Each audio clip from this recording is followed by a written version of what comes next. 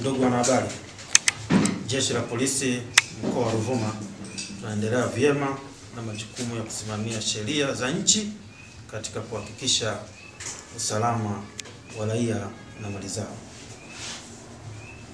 Napenda kutoa taarifa ya kukamatwa kwa mwenyekiti wa Chadema ndugu Tundu Antipas Lissu. Jeshi la Polisi mkoa wa Ruvuma linapenda kutoa taarifa ya kukamatwa kwa mwenyekiti wa Chama cha Demokrasia na Maendeleo Chadema ndugu Tundu Antipas Lissu mnamo tarehe 9 mwezi wa 4 2025 katika mtaa wa Soko Kuu wilaya ya Mbinga.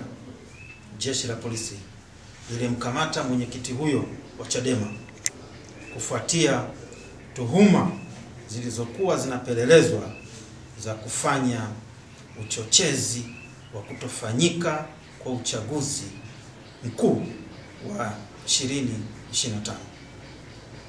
Mtuhumiwa huyo anahojiwa na Jeshi la Polisi juu ya tuhuma hizo huko Dar es Salaam. Jeshi la Polisi linatoa onyo kwa vyama vyote vya siasa kutotoa maneno ya uchochezi, kutotoa lugha ya kukashifu polisi au serikali, au kuonyesha viashiria vyovyote vya uvunjifu wa amani katika kipindi hiki cha kuelekea uchaguzi mkuu wa 2025.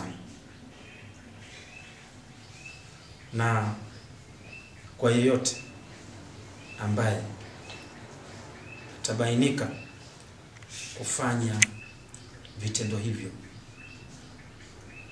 Jeshi la Polisi litamchukulia sheria na litamtendea kwa mujibu wa sheria. Asanteni sana.